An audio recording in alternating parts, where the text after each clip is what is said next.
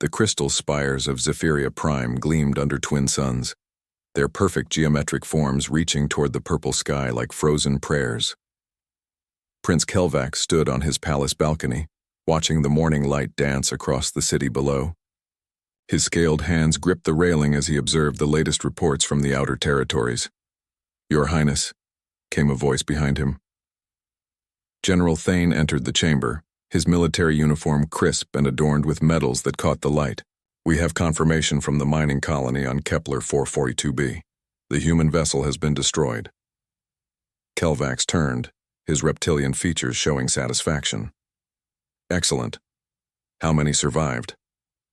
17 humans, sir. They managed to escape in emergency pods before their ship exploded. Our forces tracked them to the abandoned research station on the planet's surface." "And they're trapped?"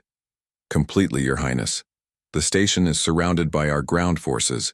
The humans have no weapons, limited supplies, and no way to communicate with their homeworld. They'll surrender within days." Kelvax smiled, revealing rows of sharp teeth. The Zephyrian Empire had been expanding for centuries, claiming worlds and resources across this sector of the galaxy. When they encountered other species, the pattern was always the same: show overwhelming force, demonstrate superiority, and watch as the aliens submitted to Zephyrian rule. Humans had been different, though. When first contact occurred 3 months ago, the humans had responded with curiosity rather than fear. They sent diplomatic ships offering trade agreements and peaceful coexistence. Prince Kelvax found their naive optimism amusing. "Have they attempted to negotiate?" Kelvax asked, moving toward the holographic display that showed the mining colony. "Constantly, sir. They keep broadcasting on all frequencies requesting dialogue. They claim they come in peace and want to resolve this misunderstanding." "Misunderstanding." Kelvax repeated the word with amusement. "They still believe this is some sort of accident. They haven't realized we deliberately targeted their mining operation. The mining colony on Kepler 442b contained rare quantum crystals essential for faster-than-light travel. The humans had established a small operation there, completely unaware that the Zephyrian Empire had already claimed the system. When Prince Kelvax learned of the human presence, he saw an opportunity to demonstrate Zephyrian power while securing valuable resources. "Sir, if I may," General Thane said carefully, "intelligence reports suggest the humans have a significant military presence in neighboring systems. Wouldn't it be wiser to negotiate rather than escalate?" Kelvax waved dismissively. "Numbers mean nothing without the will to use them. These humans are soft, General. They talk of peace, cooperation, mutual benefit.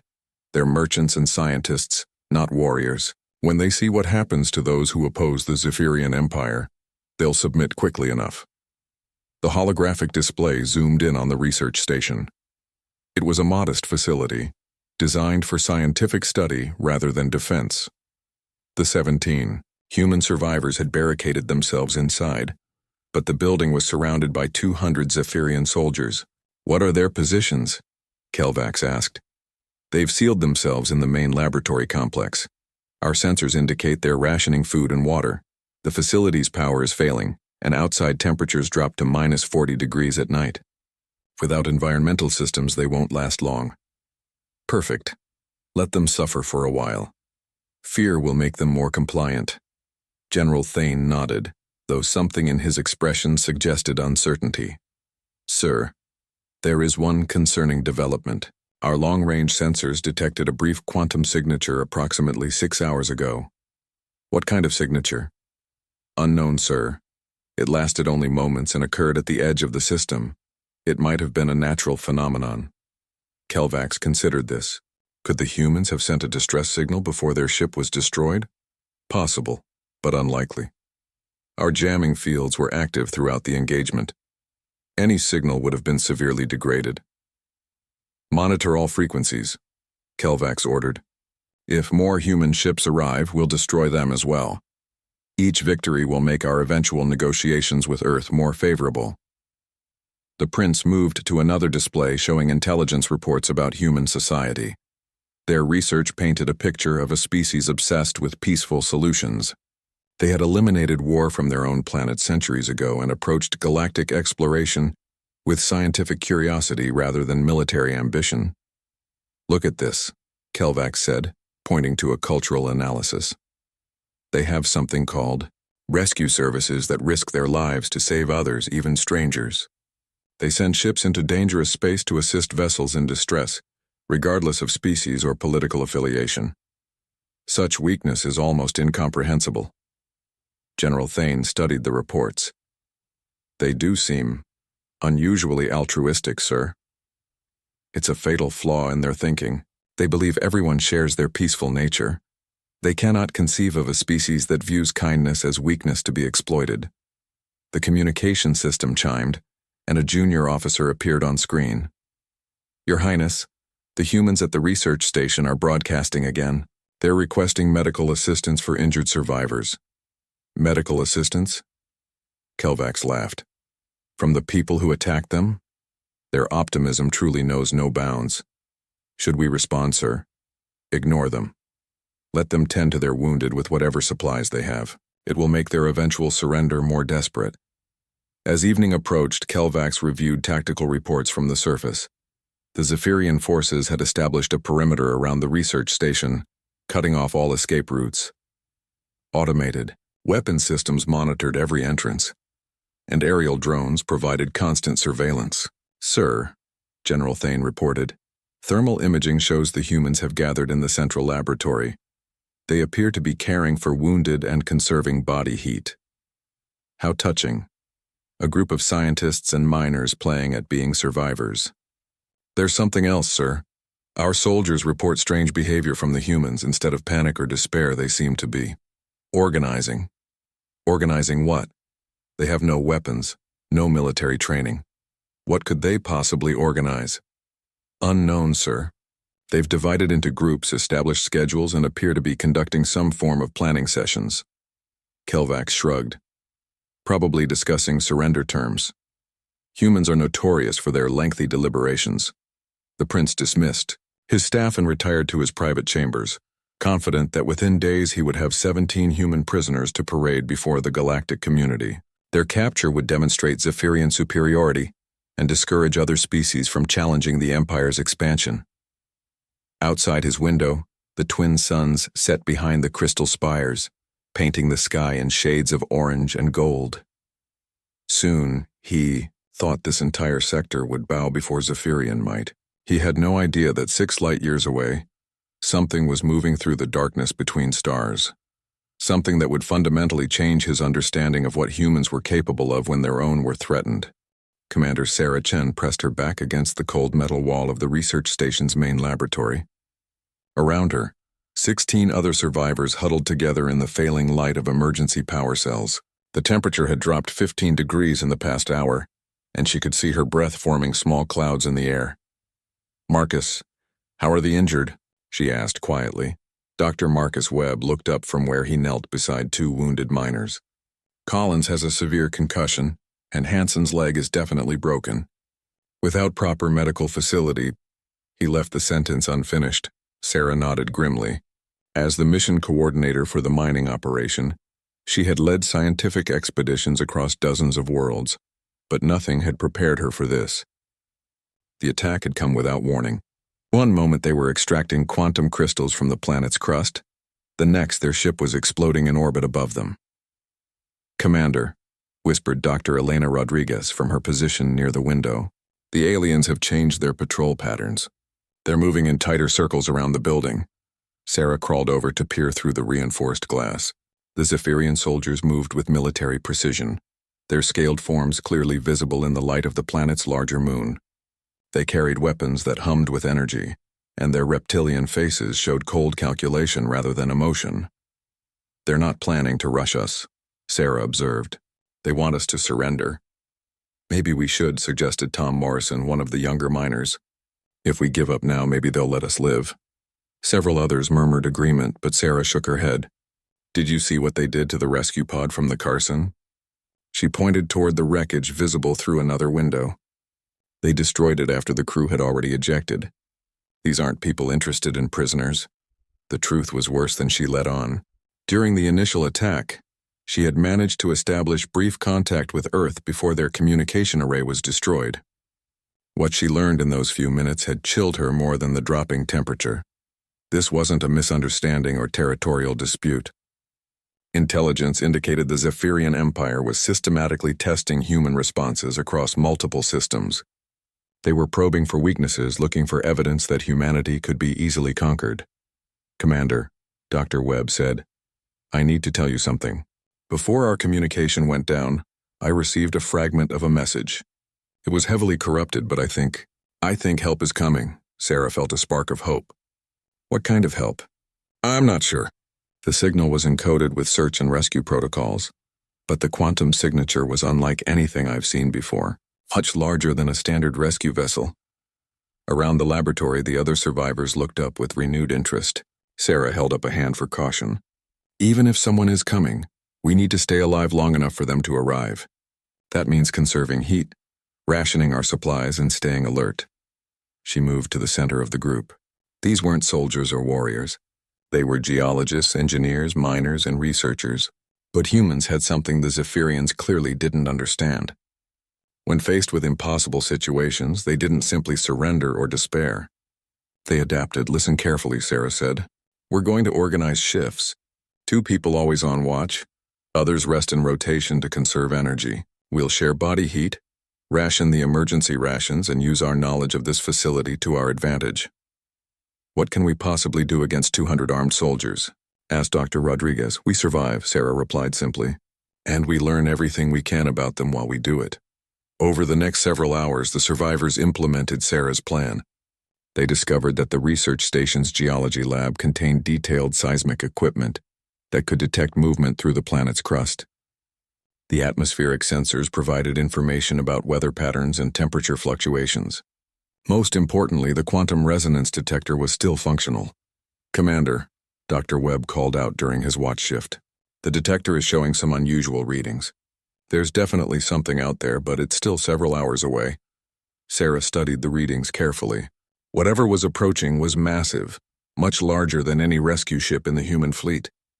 It was also moving in a way that suggested advanced technology, making micro-jumps through folded space rather than conventional faster-than-light travel. "Could it be another Zephyrian ship?" asked Morrison nervously. "No," Dr. Rodriguez said, checking her readings again. "The quantum signature is completely different. This is definitely human technology, but enhanced somehow." As dawn approached on the planet's surface, Sarah noticed changes in their captors' behavior. The Zephyrian patrols had become more frequent, and she could see additional soldiers arriving at the perimeter. They seemed to be preparing for something. "They know," she realized aloud. "Somehow they know help is coming." Dr. Webb nodded toward his instruments. "The quantum signature is getting stronger. Whatever's approaching will be here within the hour." Sarah gathered the survivors around her. "I want everyone to listen carefully. If rescue arrives, it's going to happen fast. We need to be ready to move on a moment's notice. Stay low, stay together, and follow my lead." "What about Collins and Hansen?" Dr. Webb asked, indicating the 2 most seriously injured survivors. "We carry them," Sarah said without hesitation. "We don't leave anyone behind." The phrase resonated with the group in a way that surprised even Sarah. It was more than just words. It was a fundamental principle that defined human nature. No matter the cost, no matter the risk, humans protected their own. Outside, the Zephyrian soldiers had taken defensive positions around the research station. Their weapons were powered up, and Sarah could see them scanning the skies nervously. Whatever they expected to arrive, they were clearly taking it seriously. "Commander," whispered Dr. Rodriguez, her voice filled with awe as she stared at her instruments. "The readings are off the charts. This isn't just one ship, it's an entire fleet." Sarah felt her heart race. Earth must have received their distress signal after all. But what could possibly have motivated such a massive response? Their mining operation was valuable, but surely not worth risking an entire fleet against an unknown alien empire. Then she remembered something Dr. Webb had mentioned earlier. The signal he received had been encoded with search and rescue protocols, not military engagement codes, not diplomatic negotiation frequencies, search and rescue. As the planet's twin suns began to rise above the horizon, Sarah realized what was coming. This wasn't a military fleet sent to recover valuable resources or establish diplomatic contact. This was something uniquely human, something the Zephyrians clearly hadn't anticipated. 17 humans were trapped on a hostile world, surrounded by enemies, facing certain death. And somewhere in the depths of space, other humans had received that distress call and dropped everything to respond. The Zephyrians had made a critical error in judgment. They thought they understood human nature based on their peaceful diplomatic overtures and scientific curiosity. They saw weakness where there was actually something far more dangerous. They had threatened human lives, and now they were about to learn what happened when humans decided that someone needed rescuing. Captain Rebecca Torres stood on the bridge of the HSS Determination, watching as reality twisted around them in the final moments of their emergency jump. The massive rescue vessel shuddered as it dropped out of folded space at the edge of the Kepler 442 system, followed by 37 other ships of the Human Emergency Response Fleet. Jump complete. Captain, announced Lieutenant Commander James Park from the navigation station, all vessels reporting successful arrival. No casualties. Rebecca nodded, her eyes fixed on the tactical display. Somewhere in this system, 17 humans were trapped and in danger. Everything else was secondary to that single fact. Communications broadcast our identification on all frequencies. I want everyone in this system to know exactly who we are and why we're here. Aye, Captain. Broadcasting now. The bridge around Rebecca hummed with quiet efficiency. The Determination was one of 12 Mercy-class vessels in the human fleet, purpose-built for emergency response operations. Unlike military ships designed for warfare, every system aboard the Determination was optimized for one thing: getting to endangered humans and bringing them home safely. Captain, called out Commander Elena Vasquez from the tactical station. Long-range sensors are detecting significant alien presence around the fourth planet. I count approximately 40 vessels in orbit and substantial ground forces. Rebecca studied the readings carefully. The alien fleet was impressive by most standards, but the humans hadn't come here to fight. They had come to rescue their people, and there was an important difference between those two objectives. Any response to our identification broadcast? Yes, ma'am. We're receiving transmissions from the alien vessels. They're demanding we leave the system immediately or be destroyed. Ignored. Rebecca said simply. Continue broadcasting rescue protocols. Make sure they understand we're not here for territory or resources. Dr. Amanda Foster, the mission's chief xenospecialist, looked up from her station. Captain, based on the communication patterns and tactical formations, I believe we're dealing with the Zephyrian Empire. Our diplomatic corps has been trying to establish contact with them for months. What do we know about them? Militaristic society, hierarchical structure, history of aggressive expansion. They appear to view peaceful overtures as signs of weakness. Rebecca considered this information. It explained why the Zephyrians had attacked the mining operation and trapped the survivors. They were testing human resolve, looking for evidence that humanity could be easily dominated. They were about to learn how wrong that assumption was. Helm, plot a course for the fourth planet. Maximum safe speed. Ma'am, Commander Vasquez said carefully. The alien fleet is moving to intercept. They're powering weapons and forming battle formations. Let them, Rebecca replied calmly. But keep our weapons powered down. We're not here to fight unless they force us to defend ourselves. The next few minutes tested everyone's nerves as the massive rescue fleet moved steadily toward the planet where the human survivors waited. The Zephyrian ships shadowed them, weapons locked and ready to fire, but something held them back. They're confused, Dr. Foster observed, monitoring alien communications. Their military doctrine doesn't account for a force this large being used for non-military purposes. Rebecca understood their confusion. To the Zephyrians, sending 38 ships to rescue 17 people must seem like massive overkill or some kind of elaborate deception. They couldn't comprehend that humans would mobilize such resources purely for humanitarian reasons. Captain, Lieutenant Park announced, we're receiving a transmission from the planet's surface. It's heavily encrypted with emergency protocols. Put it through. The voice that came through the speakers was strained but determined. This is Commander Sarah Chen of the Kepler mining operation. 17 survivors are barricaded in the research station. We have wounded and limited supplies, but we're alive. Rebecca felt a surge of relief and determination.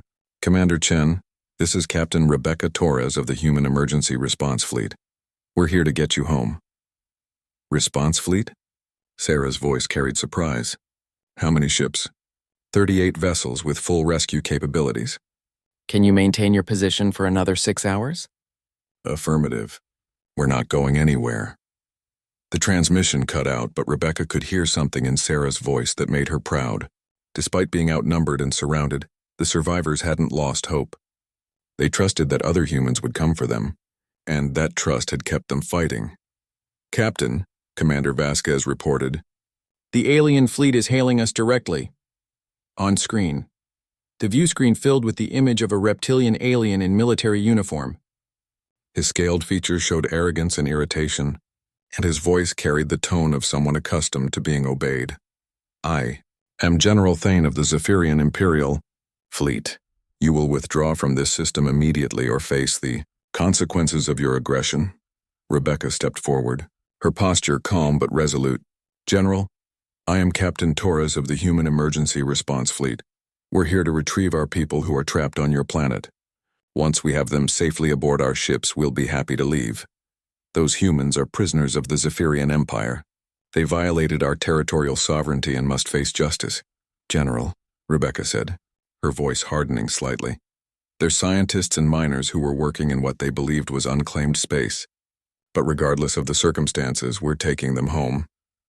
You are outnumbered 40 ships to 38. Surrender now and we may show mercy. Rebecca almost smiled at that. The Zephyrians were counting ships and assuming numerical superiority meant tactical advantage. They had no idea what they were really facing. General, let me explain something about humans. When our people are in danger, we don't count the odds. We don't calculate acceptable losses. We don't negotiate terms of surrender. We come, we get our people, and we leave. It's really that simple. Your arrogance will be your downfall, human. It's not arrogance, General. It's just who we are. The transmission ended and Rebecca turned back to her crew. Around the bridge, she saw the same expression on every face, calm determination mixed with absolute certainty. They hadn't come here to fight a war, but they were prepared to do whatever was necessary to bring their people home. All ships, prepare for rescue operations, Rebecca announced. Launch pattern 7. Medical teams to standby positions. And remember, people, we have 17 humans down there counting on us. We're not leaving without them. As the Human Emergency Response Fleet moved into position around the planet, the Zephyrian forces found themselves facing something they had never encountered before. This wasn't an army come to conquer or a diplomatic mission seeking negotiation. This was something uniquely human. The absolute, unwavering commitment to protect their own, regardless of cost or consequence. The aliens had made their first mistake when they attacked the human mining operation. They were about to make their second mistake by trying to stop the rescue fleet, but they wouldn't get a chance to make a third. Prince Kelvac stared at the tactical display in disbelief. The human fleet had dropped into his system with precision that spoke of advanced technology and careful planning. But what disturbed him most wasn't their numbers or their ships. It was their complete disregard for his threats. General Thane, he said, his voice tight with controlled anger, explain to me how 38 enemy vessels appeared in our territory without warning. Sir, their jump technology is more sophisticated than our intelligence indicated. They materialized at the system's edge and moved directly toward the planet. No hesitation, no reconnaissance, no attempt at stealth. And they ignored your demands to withdraw? Completely, Your Highness. Their leader spoke as if our military superiority was irrelevant. Kelvac studied the display showing both fleets. His 40 ships held a numerical advantage, and Zephyrian military technology had dominated every species they had encountered. Yet something about the human formation made him uneasy. What can you tell me about their vessels? General Thane consulted his reports. They appear to be modified for emergency operations rather than warfare. Heavy shields, advanced medical facilities, specialized landing craft. But sir, the energy signatures are unlike anything we've seen. Explain. Their power cores are generating massive amounts of energy, far more than necessary for standard ship operations. It's as if they're prepared for operations that would normally require twice their number. Prince Kelvax moved closer to the display. Each human ship was designated with names like Determination, Resilience, Unwavering, and Hope's Light. Not the names of warships, but something else entirely. Are they trying to intimidate us with this display of force? I don't believe so, sir. Their weapons remain powered down, and their formation suggests defensive posturing rather than attack preparation. They appear to be genuinely focused solely on retrieving their people. That makes no sense. 17 prisoners are hardly worth risking 38 ships and thousands of crew members. General Thane hesitated. Sir, our xenospecialists have been analyzing human culture since first contact. There are aspects of their society that don't match any civilization we've encountered. Such as? They have eliminated warfare on their home planet, but not through conquest or oppression. They achieved it through what they call universal humanitarian principles. The idea that every individual life has inherent value regardless of economic or strategic importance. Kelvax made a dismissive sound. Naive philosophy. Such thinking makes a species weak. Perhaps, sir, but they've also developed the most advanced search and rescue capabilities in this sector of the galaxy. They regularly risk their lives to save strangers, including members of other species. The prince studied the tactical data again. The human ships were moving in complex patterns around the planet, but not like a military formation. Their movements resembled something else, something that took him a moment to identify. They're treating this like an emergency response operation, he said slowly. Sir, look at their positioning. They're not preparing for battle. They're setting up rescue corridors, establishing medical treatment areas, creating evacuation routes. They actually believe they're going to extract those prisoners from under our guns. General Thane checked his instruments. Sir, we're detecting massive energy buildups in their ships. Whatever they're planning, they're committing enormous resources to it. On the planet's surface, Prince Kelvax could see his ground forces maintaining their positions around the research station. 200 elite Zephyrian soldiers against 17 trapped humans. The outcome should be inevitable. General, contact ground commander. Tell him to execute the prisoners immediately.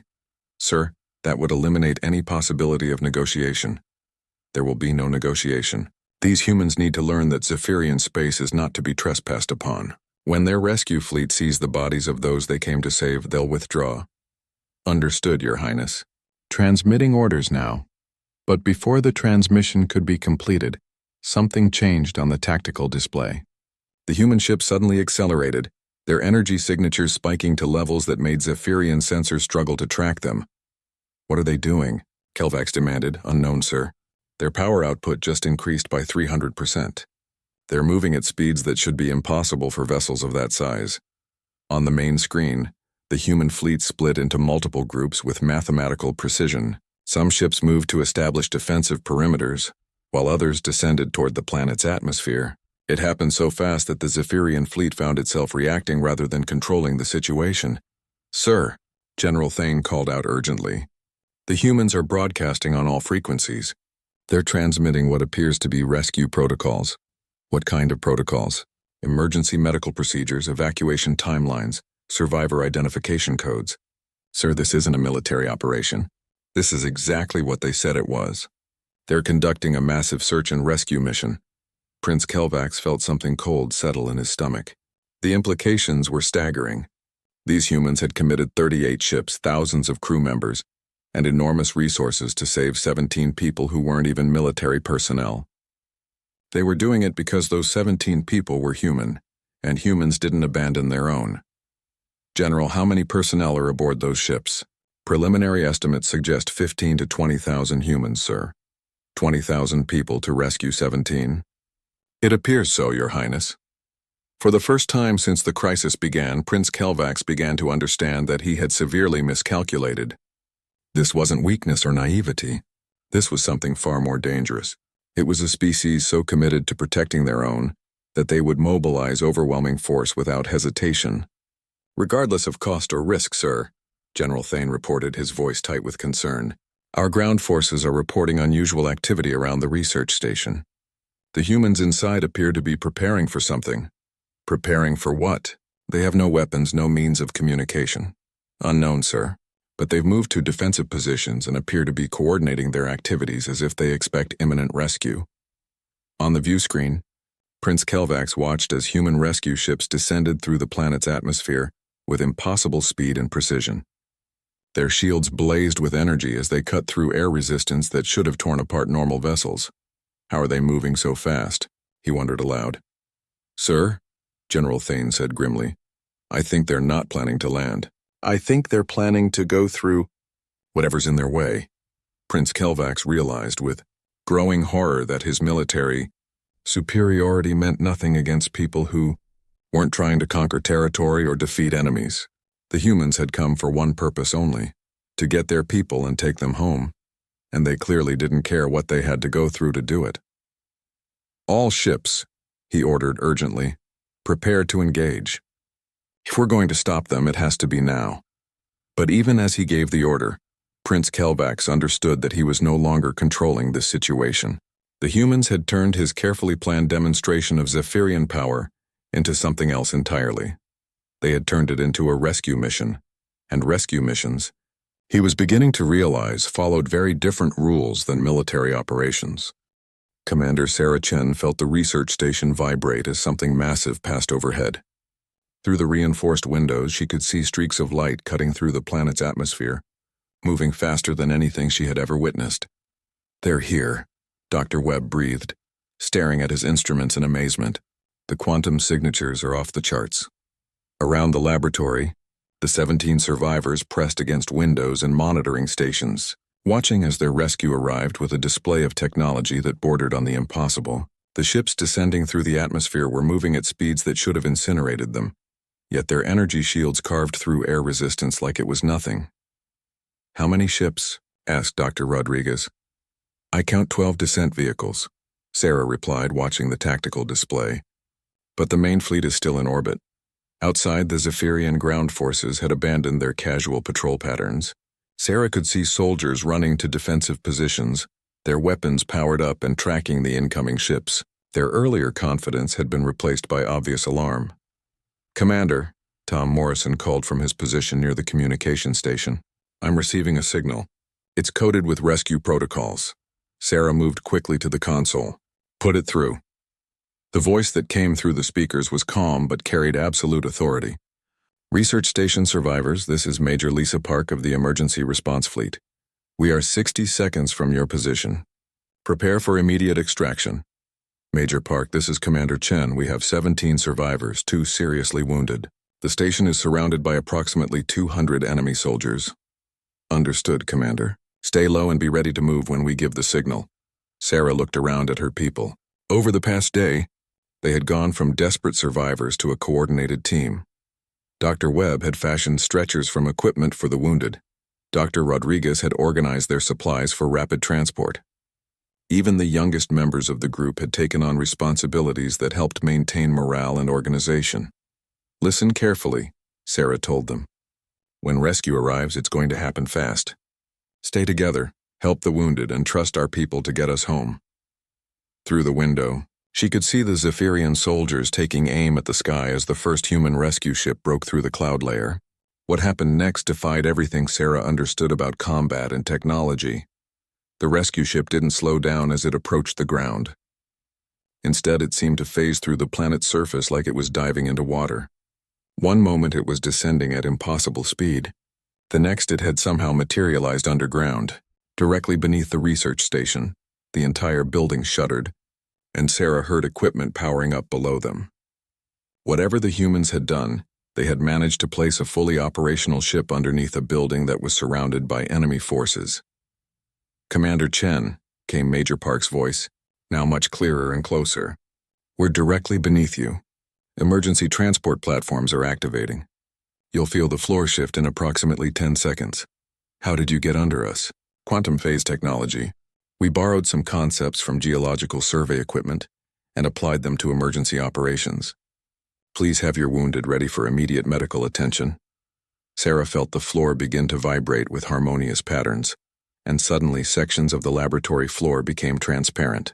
Below them, she could see the interior of an advanced rescue vessel, with medical teams standing ready and transport platforms extending upward. "This is impossible," Dr. Webb muttered, even as he helped carry the wounded toward the phasing floor sections. "It's humans," Sarah replied with a grin.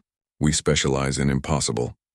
Outside the research station, the Zephyrian soldiers were discovering that their carefully planned siege had become irrelevant. Their targets were literally disappearing through the floor, while their weapons couldn't penetrate whatever technology was making it possible. One by one, the survivors stepped onto the transport platforms and felt themselves gently lowered into the rescue ship below. The sensation was unlike anything Sarah had ever experienced. It felt like stepping through liquid light, with no sense of falling or displacement. As the last survivor was transported, Sarah looked back at the research station one final time. It had been their refuge and their prison, but now it was just an empty building. The real treasure had always been the people, and they were all safe. "Welcome aboard the HSS Resilience," Major Park said, as Sarah materialized on the rescue ship's deck. "Medical teams are already treating your wounded. We'll have you back to the main fleet within minutes." Sarah looked around at the interior of the rescue ship. Every surface seemed designed for rapid medical treatment and emergency transport. The corridors were wide enough for stretchers. The lighting was optimized for medical procedures, and she could see advanced life support systems built into the walls. "Major, how did you manage to phase through solid rock?" "Emergency response technology," Park replied with a slight smile. "When human lives are at stake, our engineers tend to get creative. We've been working on quantum phase rescue systems for situations exactly like this." Through the ship's viewports, Sarah could see they were rising back through the planet's crust as easily as they had descended. The technology was far beyond anything she had imagined possible. Yet the rescue team treated it as routine equipment. "Major, what about the aliens who attacked us?" "Still trying to figure out what just happened. Their ground forces are staring at an empty building, wondering where 17 prisoners disappeared to. Their orbital forces are tracking 12 ships that just conducted extraction operations without firing a shot." As they emerged from the planet's surface, Sarah saw the full scope of the rescue operation for the first time. The human emergency response fleet filled the space around the planet like a protective barrier. Each ship was positioned with mathematical precision, creating overlapping fields of coverage that could respond to any threat. "How many ships did Earth send?" she asked in amazement. 38 vessels with full rescue capabilities, 15,000 crew members trained specifically for emergency response operations. When the distress signal reached Sol system, every available rescue ship volunteered for the mission. "For 17 people?" Major Park looked at her with the expression that every human understood instinctively. "Commander, you're human. That's all the reason we need." As the rescue ship docked with the massive hospital ship HSS Determination, Sarah saw medical teams waiting to receive the wounded survivors. Dr. Webb and the others were already being treated by equipment that seemed decades ahead of anything she had seen on Earth. "Major," Sarah said, "what happens now?" "Now we take you home. The Zephyrians can keep their territory and their mining rights. We got what we came for." Through the viewport, Sarah could see the alien fleet still maintaining their positions around the human rescue vessels. They seemed to be waiting for something, though she couldn't imagine what. "Are they going to attack us?" "They're trying to understand what just happened," Major Park replied. "They planned a military confrontation, but we never engaged militarily. They expected to negotiate from a position of strength, but we never entered into negotiations. They thought they understood human nature, but they're learning they were wrong." As the HSS Determination began moving away from the planet, Sarah realized what the rescue operation had accomplished beyond saving 17 lives. It had demonstrated something about humanity that the Zephyrians had never seen before. When humans decided that someone needed rescuing, they didn't count the cost. They didn't calculate acceptable losses. They didn't negotiate terms or seek strategic advantage. They simply came, got their people, and left, and they had the technology, the determination, and the resources to do exactly that, regardless of who tried to stop them. Prince Kelvax stood frozen before the tactical display, his scaled hands gripping the command console so tightly that the metal began to bend. Around him, the bridge of his flagship had fallen into stunned silence as the implications of what they had just witnessed began to sink in. "Report," he managed to say, his voice barely above a whisper. General Thane consulted his instruments with trembling claws. "Sir, all 17 human prisoners have been extracted. Our ground forces report that the research station is empty. No bodies, no evidence of struggle, no indication of how they vanished." "Vanished? The humans appear to have phased their ships through solid matter, sir. Our sensors tracked 12 vessels descending toward the planet's surface, but they never actually landed. Instead, they somehow materialized beneath the research station and extracted the prisoners through the floor." Prince Kelvax stared at the display showing the human fleet beginning to withdraw from the planet. They weren't retreating. They weren't negotiating. They had simply accomplished their objective and were preparing to leave. "That's impossible," Phase technology on that scale would require energy output equivalent to a small star. Yes, sir. But they did it anyway. The prince moved to the communication station. Get me a full analysis of their energy signatures during the extraction. I want to know exactly what we're dealing with. Within minutes, the xenotechnology specialist provided their report, and the findings sent ice through Kelvax's veins. The human ships hadn't just demonstrated advanced technology. They had casually deployed capabilities that represented centuries of advancement beyond Zephyrian science. Sir, reported the chief scientist, the energy patterns suggest they're using controlled quantum field manipulation to alter the phase state of matter. This level of technology should only be theoretical. But they made it work? They made it look routine, sir. The precision required for such an operation suggests they've been developing this technology specifically for emergency rescue situations.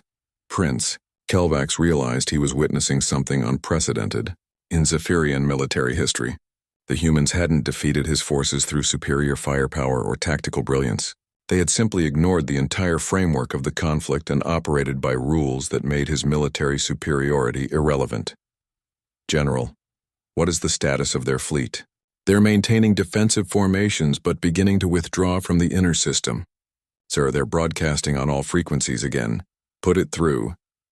Captain Rebecca Torres appeared on the main screen, her expression calm but carrying unmistakable authority. Behind her, Prince Kelvax could see the bridge of a vessel clearly designed for humanitarian operations rather than warfare. Prince Kelvax, she said, having clearly done her research on Zephyrian hierarchy.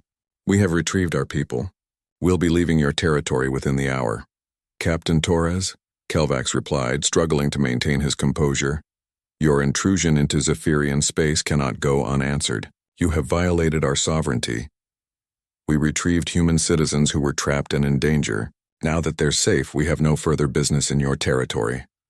Those humans were trespassing on claimed worlds. They were legitimate prisoners under Zephyrian law.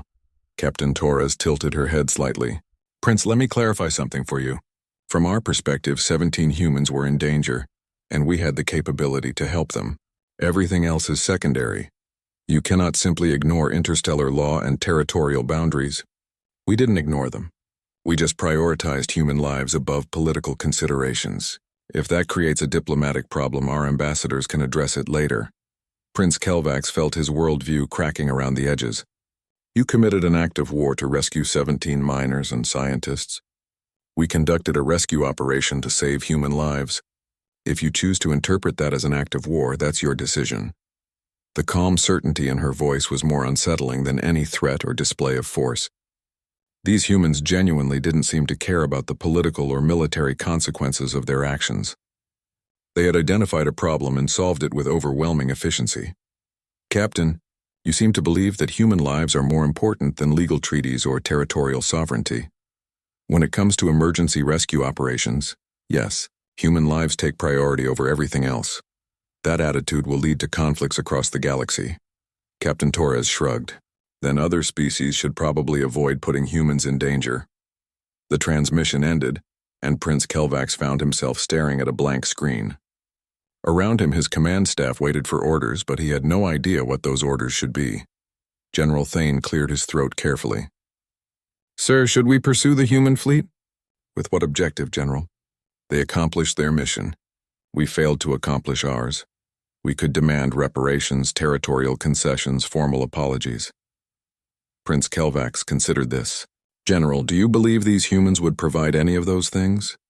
Based on what we've just observed, sir, I think they would ignore our demands completely. The prince moved to the viewport and stared out at the human fleet as it prepared to depart. Each ship bore names like Hope's Light, Unbreakable, and Resilience. Not the names of conquerors or military vessels, but something else entirely. Sir, called the communications officer, we're receiving intelligence reports from across the sector. Multiple species are requesting information about what happened here. What kind of information? They want to know if the humans have declared war on the Zephyrian Empire.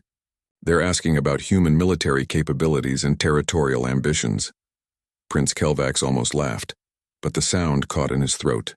The galaxy's various species were trying to understand this incident in traditional military and political terms.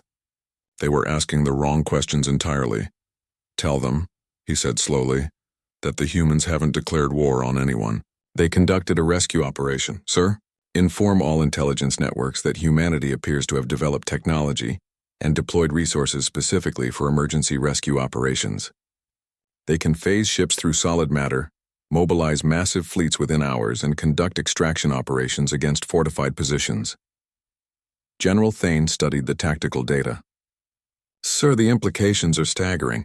If they can deploy this kind of capability for rescue operations, what could they do if they actually decided to fight a war? Prince Kelvax considered this question as he watched the last human ships disappear into folded space. The rescue fleet had operated with precision that spoke of extensive planning and advanced technology. But more disturbing was their absolute commitment to the mission, regardless of political or military considerations. General, I think that's the wrong question. Sir? The question isn't what humans could do if they decided to fight a war. The question is what they'll do if other species keep putting human lives in danger. As the tactical display cleared of human ships, Prince Kelvax realized that his carefully planned demonstration of Zephyrian power had backfired completely. Instead of showing the galaxy that humans could be easily dominated, he had revealed something far more concerning. Humans would go anywhere, deploy any technology, and overcome any obstacle to protect their own people. They didn't negotiate when human lives were at stake. They didn't count the cost. They didn't consider the political ramifications. They just came, got their people, and left. And that, Prince Kelvax realized with growing dread, made them the most dangerous species the galaxy had ever seen. 6 months after the Kepler 442 incident, Ambassador Elena Vasquez stood before the Galactic Council chambers on the neutral station Harmony Point. Representatives from 47 species filled the vast amphitheater, their various forms and technologies creating a display of galactic diversity that never failed to impress her. But today, she could sense the tension in the air like static electricity. The emergency session will come to order, announced Chancellor Trix of the Centauri Federation. We are here to discuss the human response to the Kepler 442 situation and its implications for galactic stability. Elena took her place at the human delegation's podium, her expression calm despite the weight of dozens of alien gazes upon her. Behind her, holographic displays showed detailed analysis of the rescue operation, broadcast to every species in the chamber. Prince Kelvax sat with the Zephyrian delegation, his reptilian features showing none of his earlier arrogance. The past 6 months had clearly affected him profoundly. His empire's expansion had ground to a halt as they reassessed their understanding of human capabilities. Ambassador Vasquez, Chancellor Trix said, the Zephyrian Empire has filed a formal complaint regarding human violation of territorial sovereignty. How does humanity respond to these charges? Elena stepped forward. Chancellor, members of the Council, humanity's response is simple. 17 human citizens were trapped and in danger. We retrieved them. We will do the same for any human citizen, anywhere in the galaxy under any circumstances. A ripple of conversation swept through the chamber. Representative Korth of the Mechanist Collective raised a metallic appendage. Ambassador, you speak as if human lives take precedence over established territorial boundaries and interstellar law. When it comes to emergency rescue operations, they do. The bluntness of her statement caused another stir. Elena could see aliens exchanging glances and communicating through various technological interfaces. They were trying to understand a perspective that didn't fit their existing frameworks. Ambassador, said High Arbiter Zell of the Aquatic Council, such an attitude could lead to conflicts across the galaxy. What if every species decided their citizens' lives justified violating others' territory? Elena considered the question carefully. High Arbiter, I think you're misunderstanding our position. Humans don't claim the right to violate other species' territory. We claim the right to protect human lives regardless of location. There is a distinction? Yes. If a member of your species was trapped and dying on a human world and we had the capability to help, we would do so immediately. We wouldn't demand territorial concessions or political agreements first. Prince Kelvax spoke for the first time since the session began. Ambassador, the rescue fleet that entered our territory numbered 38 ships with 15,000 personnel. You call that a rescue operation. Others might call it an invasion force. Elena turned to face the Zephyrian prince directly. Prince Kelvax, if we had wanted to invade your territory, we would have sent a different kind of fleet entirely. The ships that came to Kepler 442 were equipped for rescue operations, not military conquest. The capabilities they displayed suggest otherwise. The capabilities they displayed were developed specifically for emergency rescue operations.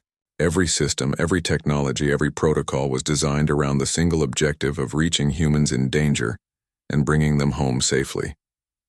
Ambassador Nex of the Silicon Collective leaned forward, their crystalline form catching the chamber's light. Ambassador Vasquez, the technology your species demonstrated appears to be centuries ahead of most galactic civilizations. Why haven't humans shared these advances? Because they weren't developed for military or commercial purposes, Elena replied. They were developed because sometimes humans get trapped in impossible situations, and other humans refuse to accept that anyone should die alone and helpless. But surely you recognize the strategic implications? Elena paused, choosing her words carefully. The strategic implication is very simple. Don't put humans in danger. If you do, we will come for them. We will use whatever technology, deploy whatever resources, and overcome whatever obstacles are necessary to bring them home. High Counselor Vrim of the Telepathic Union projected a thought pattern that translated as profound concern. Ambassador, this attitude suggests humans view themselves as above galactic law and interstellar treaties. Not above them, Elena corrected. But we prioritize human lives above political considerations. If that creates diplomatic problems, we're willing to address those problems after our people are safe. Chancellor Trix called for order as conversations erupted throughout the chamber. Elena could see the various species struggling to understand humanity's position through their own cultural frameworks. Ambassador, the Chancellor said, the Council requires clarification. Are you stating that humanity will violate any treaty, cross any border, and engage any force if human lives are at stake? Elena looked around the chamber, meeting the gazes of representatives from species across the galaxy. Her next words would shape interstellar relations for generations to come. Chancellor, let me tell you something about humans. We are explorers, scientists, traders, and diplomats. We seek peaceful cooperation with all species. We offer friendship, knowledge, and mutual assistance to anyone who wants it. She paused, letting her words sink in. But we are also something else. When our people are threatened, when they're trapped, when they're dying, we become something different. We become rescuers, and rescuers don't negotiate. They don't count costs. They don't calculate acceptable losses. Elena gestured toward the holographic displays showing the Kepler 442 operation. What you see there isn't humanity's military capability. It's humanity's rescue capability. We developed those technologies, trained those crews, and built those ships for one purpose, to ensure that no human ever dies alone and abandoned. Prince Kelvax spoke again, his voice carrying a note Elena couldn't quite identify. Ambassador, what you're describing sounds less like policy and more like instinct. Perhaps it is, Elena admitted. Perhaps protecting our own is such a fundamental part of human nature that we can't separate it from our identity as a species. The chamber fell silent as the implications of this statement settled over the assembled representatives. Elena could see them processing the idea of a species whose rescue instincts were so deeply ingrained that they would mobilize overwhelming resources without hesitation. Ambassador, Chancellor Trix said slowly, you're asking the galaxy to accept that humanity will intervene anywhere, anytime, if human lives are at stake. I'm not asking for acceptance, Elena replied. I'm providing information. Humans rescue humans. It's what we do. Other species can factor that into their decision-making however they choose. Representative Korth of the Mechanist Collective emitted a series of electronic pulses that conveyed deep concern. Ambassador, such an absolute position makes normal diplomatic relations extremely difficult, only if you view human rescue operations as threats rather than what they actually are, humanitarian missions. But the capabilities required for such missions could easily be applied to military conquest. Elena smiled slightly. Representative Korth, if humans wanted to conquer territory, we would have started long before we developed our rescue technologies. Conquest requires a different mindset entirely. High Arbiter Zell leaned forward. Ambassador, help us understand. What motivates a species to develop such advanced capabilities solely for humanitarian purposes? Elena considered the question seriously. High Arbiter, humans have a saying, no one left behind. It's more than a motto. It's a fundamental principle that guides our actions. When we explore space, when we establish colonies, when we conduct research, we do so knowing that if something goes wrong, other humans will come for us. Regardless of cost? Regardless of cost.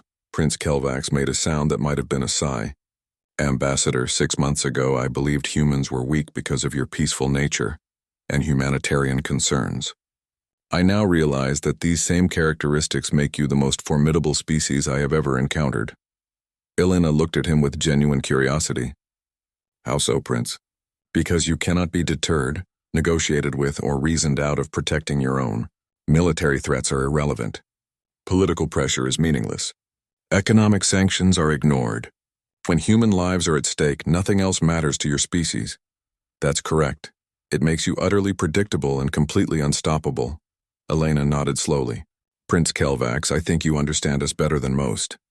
Chancellor Trix called for final statements. Elena stood and faced the assembled representatives one last time. Members of the Council, humanity comes before you today not to seek permission or approval for our actions. We come to provide clarity about who we are and what we will do when our people need help. She gestured toward the displays showing the rescue fleet. Those ships, that technology, those crews exist for one purpose, to ensure that no human ever faces death alone. We offer this same protection to any species that wants to establish mutual rescue agreements. Elena paused, letting her final words carry the weight of absolute certainty. But understand this.